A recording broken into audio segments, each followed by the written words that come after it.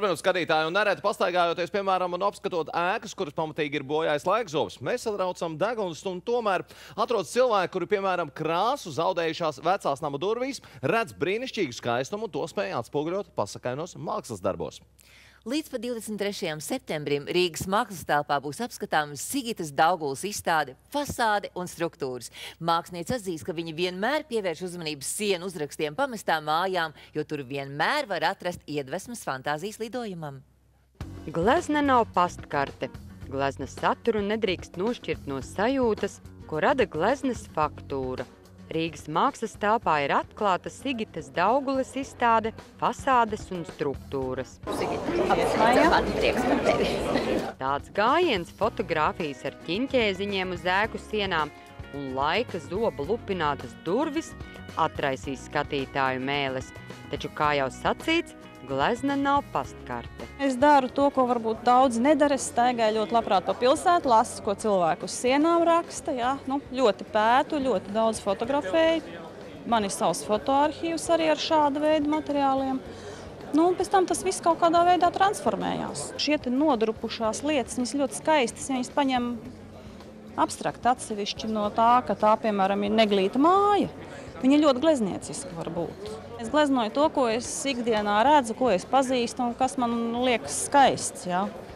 Šausmīgi vienkārši īstenībā. Daugulas glezniecība ir tālu no fotoreālisma tradicionālajā izpratnē, kad autors glezno pēc fotogrāfijas. Fasādes un struktūras var aplūkot abos vēsturiskos uzskatos, gan kā dabu, ko transkribējis mākslinieks, gan kā abstrakti sacerētu gleznu. Varbūt, ka šī mazā fotogrāfija, viņa darbojas vienkārši kā tāds impulss. Ja? Viņai nav tāda fotogrāfiska nozīme kā fotoreālismam, kā mēs viņu saprotam tiešā veidā. Zinu, kad es Romā bijis, tad es staigāju visur pa tiem pagalmiem, jo tur ir tās skaistums iekšā, tās simtgadīgās vecās durvis. Un mēs visi gribam tā uzspodrināt jaunieli, bet tas ir super, un tad tu skaties un redzi, ka tur ir simtiem gadu vēsture un daudz kas liela bagātība. Tā arī gribās te tās durvis atvērt un redzēt, bet paši par sevi jau tā glezna nes lielu informāciju.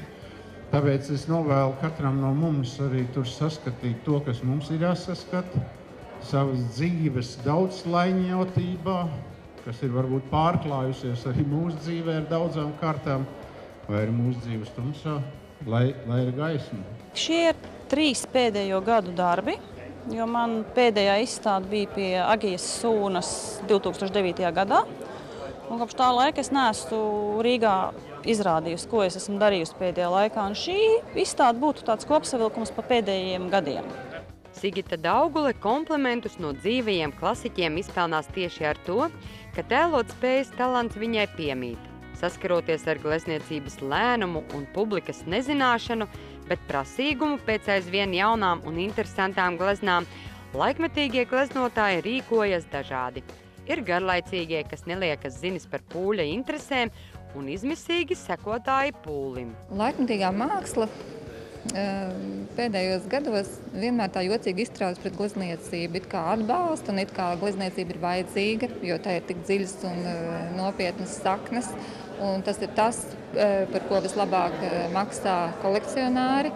Tāpat laikā laikmetīgā māksla necieš glezniecību, tāpēc, ka glezniecība ir ilga, glezniecība ir lēna, un glezniecība arī aplūkojot ir, tā teikt, prasa lielu laiku. Man šķiet interesanti Sigitas Daugulas darbos, ka tā glezniecība ir lēna, ilga un garlaicīga pašos pamatos, tā kā viņa strādā. Bet viņai ir izdevies pašā virspusē uzlikt tos ķiņķēziņus, to mazo kaķi vai to mazo krāniņu, kas tomēr padara interesantu šo glezniecību arī tiem, kas varbūt nezin tik daudz par to, kas ir glezniecība. Un man šķiet, tas ir tas, kas ir patiešām ļoti interesanti, tāda sintēze. Sigita rīkojas ar kontrastiem un glezniecisko inteliģenci atsvaidzina ar pagalma jokiem. Glezna glezniecībai, joki balvā. Iedvesma tā ir tāda lieta, par kuru savulaik es izlasīju, ka Turgeņevs saka, iedvesma ir lieta, kuras ietekmē diletantiem šķiet, ka viņi rada ģeniālus darbus. Faktiski, jebkurš mākslinieks, kurš strādā profesionāli, strādā metodiski un strādā katru dienu. Jā. Un ļoti daudzas lietas viņas izriet viena no otras. Jo kaut kādā brīdī, kad glezno, rodas tā sajūta, ka šī brīdī es varu taisīt tā vai atkal kaut kā drusku savādāk. Un tad pats jautājums, ja es izvēlos šo ceļu, kā būtu, ja es taisītu gleznu tālāk citādi? Un tad, protams, man ir interese sākt nākamo un aiziet pa to otro ceļu. Ja? Jautāts, kur mākslinieces smeļas idejas un sajūtas, ka vajag gleznot tieši šādi, viņa saka, ka ir mākslinieki, kuru dēļ viņa gatava doties apskatīt gleznas pat uz otru pasaules malu. Taču idejas atnākot pēkšņi viņā pašā un pat visnegaidītākajā brīdī. Man liekas, katram māksliniekam, vispār jebkuram cilvēkam ir savi gara radinieki. Un tas nav pat skolotāji, varētu būt tiešā veidā, bet tie mākslinieki, kurus es vienmēr ļoti labprāt skatos, kuras braucu uz izstādēm, pat uz citu valstu es gatava aizbraukt, lai viņus redzētu. Un ir atkal tāda, kas vispār neinteresēs. Principā es pēdējā laikā apmeklēju arvien mazāk izstādes, un arvien mazāk cenšos arī ietekmēties. Vislabākais joks tomēr Daugavai sanācis ar seriālistiem. Pikants, diskursīvs, nedaudz vulgarizējot. Tas ir sveiciens, ko 21. gadsimts sūta trakajiem modernistiem. Saiva Luste, Andris Damburs, Tautas balss.